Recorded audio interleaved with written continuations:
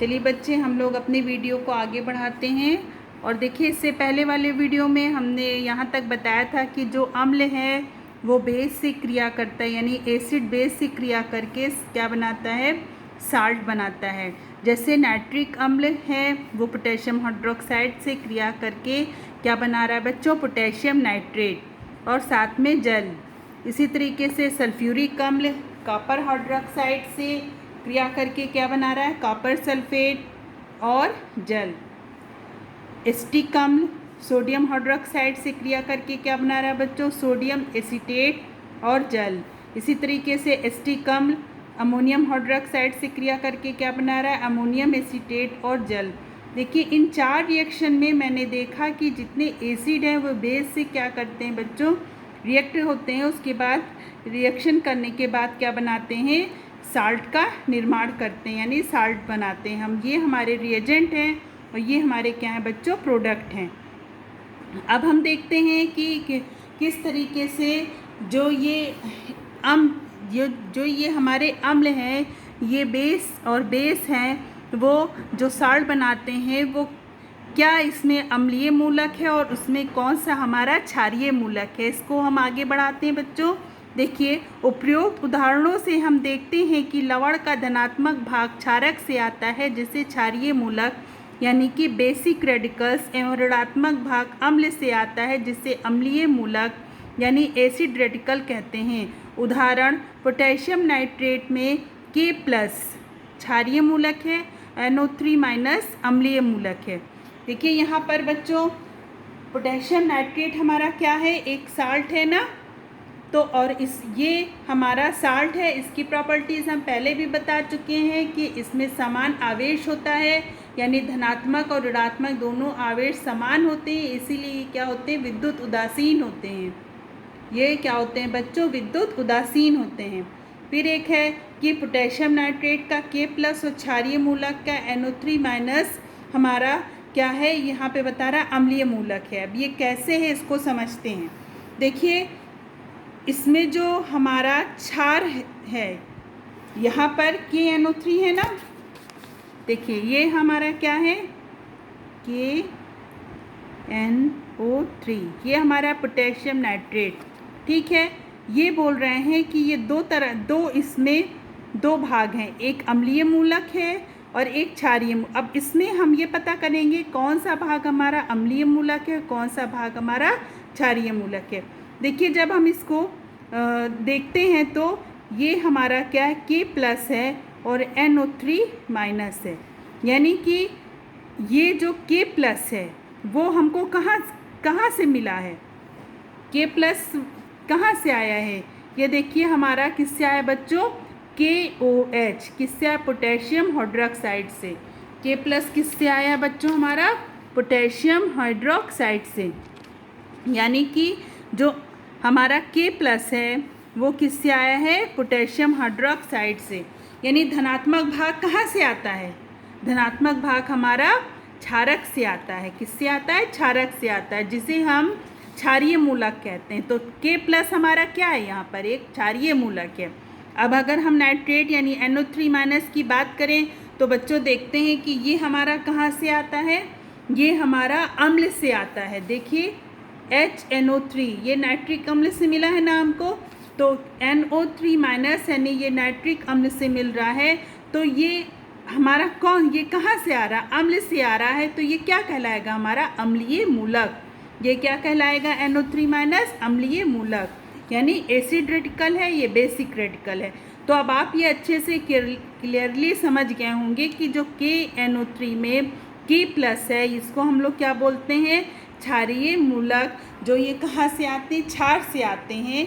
और NO3- है, ये क्या कहलाते हैं, हमारे अम्लीय मूलक, जो हमको अम्ल से मिलते हैं। यानी कि जो प्लस वाला भाग है वो हमको क्षार से प्राप्त होता है, NO3 यानी हमारा माइनस वाला भाग हमको अम्ल से मिलता है। क्लियर हुआ बच्चों।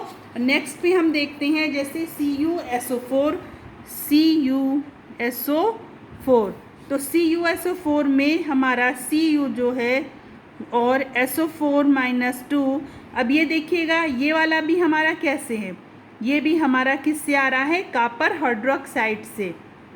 तो ये क्या होगा, अम्लीय मूलक है कि क्षारीय मूलक है? आप तो ये हमारा क्या बच्चों, क्षारीय मूलक है, यानी प्लस वाला हमारा भाग क्षारीय मूलक है। और SO4 माइनस ये किससे हमको मिल रहा है, सल्फ्यूरिक अम्ल से। तो ये हमारा कौन सा हुआ, अम्लीय मूलक। इसी तरीके से अगर हम देखते हैं कौन सा, CH3COO Na यानी सोडियम एसीटेट, ये भी एक साल्ट है, इसमें भी दो आयन है, एसीटेट आयन CH3COO माइनस और Na+। इसमें अगर आप देखते हैं तो देखिए जो Na+ है ये क्या हो जाएगा, हमारा अम्लीय मूलक है कि क्षारीय? ये हमारा क्षारीय मूलक है, जो हमको क्षार से मिल रहा है ना। यहाँ पर देखिए NaOH सोडियम हाइड्रोक्साइड एक क्षार है, जिसको हमको Na+ मिल रहा है, ये हमारा क्षारीय मूलक है। और CH3 माइनस क्या हमारा एसीटेट, एसिटिक अम्ल से हमको एसीटेट आयन मिल रहा है, तो ये हमारा क्या हो जाएगा बच्चों, अम्लीय मूलक। इतना क्लियर हुआ। अब इस नेक्स्ट को हम और देख लेते हैं, जैसे है हमारा सोडियम एसीटेट, नेक्स्ट देखते हैं CH3 अमोनियम एसीटेट, CH3COONH4। अब इसको अगर आप देखिएगा ये भी दो मूलक से है, इसमें भी दो तरह के आवेश हैं, जैसे CH3 एसीटेट आयन माइनस और NH4+। अगर अब आप देखिए तो इसमें भी इसमें भी बच्चे दो हैं, हमारा एक एसीटेट आयन है और एक हमारा क्या है, अमोनियम आयन है। फिर ये जो एसीटेट आयन है ये हमको कहाँ से मिल रहा है, एसिटिक अम्ल से मिल रहा है, तो ये हमारा क्या चीज़ है, माइनस वाला, ये हमारा कहाँ से हमको मिल रहा है, ये हमारा अम्लीय मूलक है, यानी कि जो माइनस वाला भाग है एसीटेट आयन ये अम्ल से मिल रहा है, ये अम्लीय मूलक है। और NH4+ जो है वो हमको बेस से मिल रहा है, यानी अमोनियम हाइड्रोक्साइड से, तो ये हमारा क्षारीय मूलक है।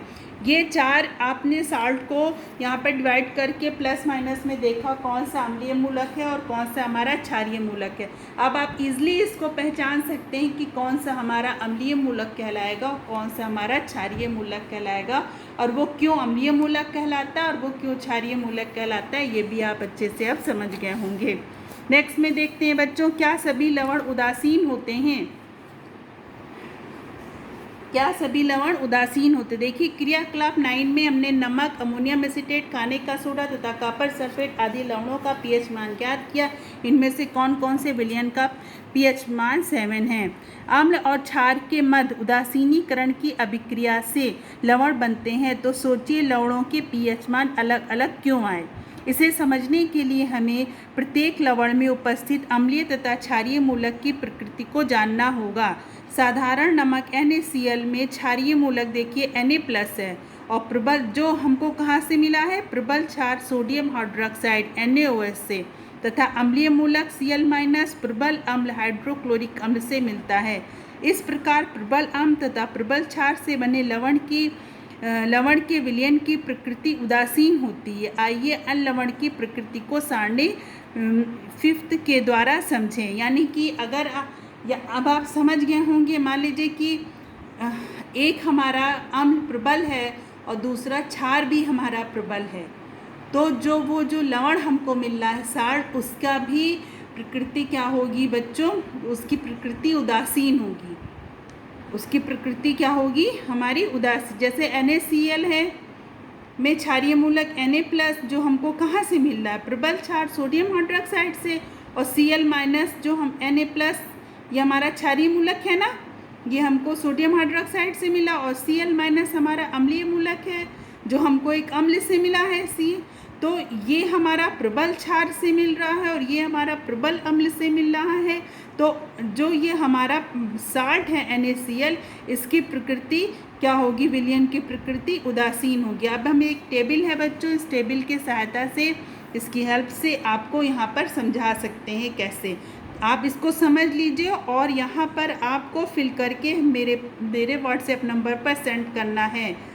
देखिए CuSO4 ये हमारा क्या है बच्चों, लवण का सूत्र है। कॉपर सल्फेट क्षारीय मूलक का स्रोत का सूत्र। अब कॉपर हाइड्रोक्साइड ये कैसा है, इसकी प्रकृति दुर्बल है। और अम्लीय मूलक का स्रोत जो है सल्फेट, ये H2SO4 है, ये सल्फ्यूरिक अम्ल है और स्रोत की प्रकृति क्या है, प्रबल है। तो लवण की प्रकृति क्या होगी हमारी? अम्लीय।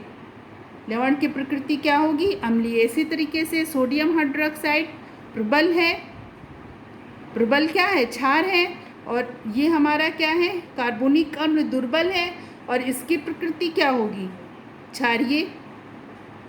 अब आप खुद ही समझ रहे होंगे कि मान लीजिए अगर एक हमारा क्षार दुर्बल है और हमारा अम्ल प्रबल है तो उस लवण की प्रकृति क्या होगी? अम्लीय होगी।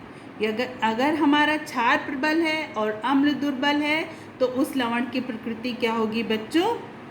अगर प्रबल होगी तो वो जो लवण की प्रकृति है एक की तो अम्लीय होगी और दूसरे की क्या हो रही है? वो क्षारीय हो रही। क्यों? क्योंकि जो अम्ल जो क्षार है यानी सोडियम हाइड्रोक्साइड वो प्रबल है। अब देखिएगा आगे आपको दिया है अमोनियम एसीटेट। अमोनियम हाइड्रोक्साइड एक दुर्बल क्षार है और एसिटिक अम्ल एक दुर्बल क्या है? अम्ल है। सोद की प्रकृति इसकी दुर्बल है तो लवण की प्रकृति क्या होगी बच्चों? उदासीन। अब आपको अमोनियम क्लोराइड का बना के देना है कि अमोनियम क्लोराइड का जो लवण का सूत्र है उसका क्षारीय मूलक का सूत्र क्या होगा और सोद की प्रकृति क्या होगी। इसको भर के आपको यहाँ फिल करके हमको भेजना है और नेक्स्ट ये वाले को भी फिल करके आपको यहाँ पर भेजना है। इसकी भी लवण की प्रकृति जानना है। यानी कि पोटेशियम हाइड्रोक्साइड प्रबल है और नाइट्रिक अम्ल भी प्रबल है तो लवण की प्रकृति क्या होगी ये भी आपको बताना है। फिर हमने देखा कि दुर्बल अम्ल व प्रबल क्षार से बने लवण की प्रकृति क्षारीय व प्रबल अम्ल व दुर्बल क्षार से बने लवण की प्रकृति अम्लीय होती है। दुर्बल अम्ल तथा दुर्बल क्षार की अभिक्रिया से बने लवण की प्रकृति भी उदासीन होती है। देखिए नेक्स्ट टॉपिक है हमारा अम्ल वर्षा, एसिड रेन। क्या है बच्चों? Acid rain. समानता वर्षा के जल का pH मान 7 होता है। कितना होता है वर्षा के जल का मान? 7 होता है। किंतु वायुमंडल में उपस्थित गैसों के विलय होने के कारण उस जल के pH मान में कमी हो जाती है। जो वायुमंडल में हमारी गैसें होती हैं वो सब क्या होती? घुल जाती हैं, विलय हो जाती हैं, तो उसके कारण जो जल का pH वैल्यू है वो 7 से कम हो जाती है। उसका मान pH से कम, उसका मान 7 से कम हो जाता है। जब वर्षा के जल का pH मान 5.6 से कम हो जाता है तो उसे अम्ल वर्षा कहते हैं। एसिड रेन आप लोगों ने सुना होगा कि अम्लीय वर्षा क्या है। देखिए जो पानी बरसता है उसका pH मान कितना होता है? 7। लेकिन वायुमंडल में हमारे बहुत सी गैस होती हैं जो विलय होती हैं, उस गैसों के कारण इनका जो pH मान है वो बच्चों 7 से कम हो जाता है। और जब हमारे जल के वर्षा का मान 5.6 से कम हो जाता है तो उसे अम्ल वर्षा यानी एसिड रेन कहते हैं। अम्ल वर्षा का मुख्य कारण देखिए क्या है? ईंधन के दहन से उत्पन्न कार्बन डाइऑक्साइड, सल्फर डाइऑक्साइड तथा नाइट्रोजन के ऑक्साइड हैं। यानी ईंधन का दहन, जो गाड़ियाँ वगैरह चलती हैं उससे निकलने वाली जो हमारी गैसें हैं उससे हमको carbon dioxide, sulphur dioxide, nitrogen के ऑक्साइड मिलते हैं। साथ ही वनस्पतियाँ को सड़ने से तथा ज्वालामुखी के फटने से उत्पन्न गैस भी इसका एक कारण है। ये गैसें जल में घुलकर कार्बोनिक अम्ल, सल्फ्यूरिक अम्ल तथा नाइट्रिक अम्ल बनाती है। जो गैसें हैं बच्चों ये जल में घुल जाती हैं। घुलने के बाद देखिए क्या कौन कौन से एसिड बना रही हैं? कार्बोनिक अम्ल, सल्फ्यूरिक अम्ल तथा नाइट्रिक अम्ल बनाती हैं। जैसे कार्बन डाइऑक्साइड जब जल में घुलती है तो कार्बोनिक अम्ल बनाती है। इसी तरीके से सल्फर डाइऑक्साइड जब ऑक्सीजन के साथ जल मिलती है तो क्या बनाती है? सल्फ्यूरिक अम्ल बनाती है। ये देखिए SO3 + H2O मिलकर क्या बना रही है? सल्फ्यूरिक अम्ल बना रही है। इसी तरीके से जो हमारे नाइट्रोजन के ऑक्साइड हैं वो वाटर में यानी जल में घुलकर क्या बना रहे हैं? नाइट्रिक अम्ल बना रहे हैं। अब ये जल पृथ्वी की सतह पर पहुंचकर वनस्पतियाँ, प्राणियों तथा इमारतों को नुकसान पहुंचाता है। ये हमको नुकसान पहुंचाता है एसिड रेन। ये क्या करता है कि पृथ्वी पर पहुंचता है, इमारतों को, प्राणियों को और वनस्पतियों सबको ये नुकसान पहुंचाता है। यहाँ पर देखिए आपका लेसन कंप्लीट होता है बच्चों। अब यहाँ पर कुछ क्वेश्चंस दिए गए हैं, इसको भी आपको करना है और एज ए होमवर्क इसको भी करके आपको मेरे व्हाट्सएप नंबर पर सेंड करना है। अब हम देख लेते हैं कि हमने इस चैप्टर में क्या क्या सीखा। इसको केयरफुली देखिएगा, इससे आपके ऑब्जेक्टिव भी सॉल्व होते हैं और इससे आपके फिल इन द ब्लैंक्स में भी काफ़ी हेल्प मिलती है। देखिए, हमने सीखा में है कि सूचक अम्ल व क्षार के साथ क्रिया कर नए पदार्थ बनाते हैं, जिसके कारण सूचक के रंग में परिवर्तन होता है। जो सूचक हैं वो अम्ल व क्षार के साथ क्रिया कर लेते हैं और करके नए पदार्थ बनाते हैं और अपना रंग में परिवर्तित होते हैं। यानी रंग जब परिवर्तित करते हैं तो उसके आधार पर हम पता लगा सकते हैं कि कौन सा पदार्थ हमारा अम्ल है, कौन सा हमारा क्षार है। देखिए, अम्ल की उपस्थिति में नीला लिटमस लाल और क्षार की उपस्थिति में लाल लिटमस नीले रंग में परिवर्तित होता है। जो लिटमस पेपर है बच्चों, ये लाइकेन के पौधों से प्राप्त होता है। ये एक यानी कि हमारा कौन सा है, नेचुरल इंडिकेटर है। ये हमें लाइकेन के पौधों से मिलता है। फिर देखिएगा, हम अपने आसपास पाए जाने वाले गुड़हल व लाल गुलाब के फूल, लाल पत्ता गोभी, हल्दी, कचनार के फूल आदि का उपयोग भी अम्ल क्षार सूचक के रूप में कर सकते हैं। हमारे आसपास कुछ ऐसे पदार्थ हैं जो अपनी गंध के परिवर्तन द्वारा अम्ल व क्षार की सूचना देते हैं। ऐसे सूचकों को घ्राण सूचक कहते हैं, जैसे लौंग का तेल, प्याज और वैनिला। अम्ल और क्षारक धातुओं से क्रिया कर संगत लवण बनाकर हाइड्रोजन गैस विस्थापित करते हैं। अम्ल धातु कार्बोनेट तथा हाइड्रोजन कार्बोनेट के साथ अभिक्रिया करके संगत लवण कार्बन डाइऑक्साइड तथा जल बनाते हैं।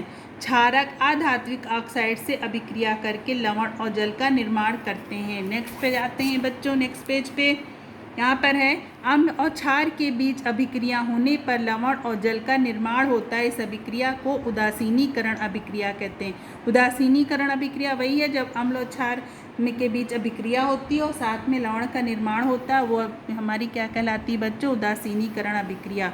अम्ल व क्षार के जलीय विलयन विद्युत का चालन करते हैं, क्योंकि ये अपने अवयव आयन में विभक्त हो जाते हैं। अम्ल के H+ आयन तथा एक ऋण आवेशित आयन और क्षार के OH- आयन और एक धन आवेशित आयन बनाते हैं। pH मान द्वारा किसी तनु विलयन में हाइड्रोजन आयन की मात्रा को 0 से 14 तक के स्केल में व्यक्त किया जाता है। किसी उदासीन विलयन का pH मान 7, अम्लीय विलयन का pH मान 7 से कम तथा क्षारीय विलयन का pH मान 7 से अधिक होता है।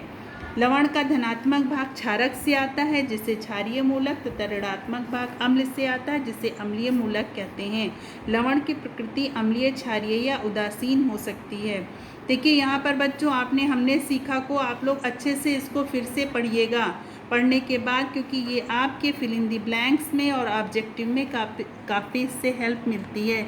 यहाँ पर आपका लेसन कंप्लीट होता है। अब हम अपने एक्सरसाइज पे ध्यान देंगे कि यहाँ पर है बच्चों, सही विकल्प चुनिए। यहाँ पर आपका यहाँ पे क्वेश्चन है कि नींबू के रस में होंगे 4 आपको दिए गए हैं ऑप्शन, उसमें से एक सही है। जैसे कि नींबू के रस में क्या होंगे, होंगे H+ आयन अधिक, OH- आयन कम, H+ आयन कम, OH- आयन अधिक। और इसमें है सा में H+ तथा OH- आयन बराबर केवल H+ आयन होते हैं। तो ये हमारा आ वाला सही है, H+ आयन अधिक और OH- आयन कम होंगे। फिर देखिएगा, जब अम्ल किसी धातु कार्बोनेट के साथ अभिक्रिया करते हैं तो क्या बनाते हैं। जब अम्ल हैं वो किसी धातु कार्बोनेट के साथ अभिक्रिया करेंगे तो क्या बनाएंगे बच्चों, आपको पता है कि वो क्या बनाते हैं। जब अम्ल किसी धातु कार्बोनेट के साथ अभिक्रिया करते हैं तो क्या बनाते हैं, लवण तथा जल बनाते हैं। लवण प्लस जल तथा कार्बन डाइऑक्साइड बनाते हैं। लवण प्लस सल्फर ऑक्साइड बनाते हैं। या फिर क्या बनाते हैं, हमारे लवण प्लस हाइड्रोक्लोरिक अम्ल बनाते हैं। अब इसमें देखिएगा हमारा कौन सा सही है, लवण प्लस जल तथा कार्बन डाइऑक्साइड, ये बा। पहले का तो आ है बच्चों और सेकंड वाला हमारा बा है। फिर निम्नलिखित में से प्रबल अम्ल नहीं है, कौन सा प्रबल अम्ल नहीं है, तो यहाँ पर देखिएगा HCl, HNO3, एस्टिक अम्ल और सल्फ्यूरिक अम्ल, यानी हाइड्रोक्लोरिक अम्ल, नाइट्रिक अम्ल, एस्टिक अम्ल, सल्फ्यूरिक अम्ल। तो इसमें कौन सा हमारा प्रबल अम्ल नहीं है? एस्टिक अम्ल हमारा प्रबल अम्ल नहीं है। उदासीन विलयन का पीएच मान कितना होता है? इजली सब जान रहे हैं कितना होता है बच्चों? 7। उदासीन विलयन का पीएच मान कितना होता है? 7 होता है। नेक्स्ट देखिए क्वेश्चन में, सकीना के पेट में अम्लता के कारण जलन होने लगी तो उसे किसकी आवश्यकता होगी? प्रबल अम्ल की, प्रबल क्षार की, दुर्बल क्षार की कि दुर्बल अम्ल की? तो किसकी होगी बच्चों? हमारे इसका आंसर क्या है हमारा? दुर्बल क्षार की, दुर्बल क्षार की। फिर है दंत क्षय होने का क्या कारण है बताइए? दंत क्षय क्यों होता है? जब लार का पीएच मान, इसका सा सही है। दंत क्षय का कारण क्या है? लार का पीएच मान 6.5 हो जाना, 7 हो जाना, 5.5 से कम हो जाना, 7.5 से अधिक हो जाना। तो क्या होगा बच्चों? ये हमारा 6 का 5.5 से कम हो जाना। किसी लवण की प्रकृति अम्लीय हो, किस लवण की प्रकृति अम्लीय होती है बताइए? NaCl, Na2SO4, अमोनियम क्लोराइड या नाइट्रिक अम्ल? इसमें किस लवण की प्रकृति अम्लीय होगी? NaCl की होगी कि सोडियम सल्फेट की होगी कि हमारे अमोनियम क्लोराइड की होगी कि अमोनियम नाइट्रेट की होगी? अब ध्यान से देखिएगा, इसमें पूछ रहा है किसकी प्रकृति क्या होगी? हमारी अम्लीय होगी।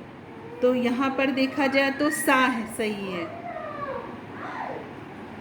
ये हमारा कौन सा? क्योंकि जो अमोनियम हाइड्रोक्साइड है ये हमारा क्या? दुर्बल क्षार है और ये HCl से आया है, Cl-, तो ये हमारा क्या है? प्रबल होगा। तो ये अमोनियम, ये हमारा जो है अमोनियम हाइड्रोक्साइड से है NH4 अम्लीय मूलक, और Cl- हमारा जो NH4 हमारा कौन सा मूलक कहलाएगा बच्चों? क्षारीय मूलक, जो प्रबल क्षार से, जो हमारे प्रबल क्षार से आया है। और Cl- हमारा अम्लीय मूलक है जो प्रबल अम्ल से आया है। तो जो NH4Cl है यानी अमोनियम क्लोराइड है, इस लवण की प्रकृति क्या होगी? अम्लीय होगी। तो ये हमारा 7 का सा सही है ऑप्शन।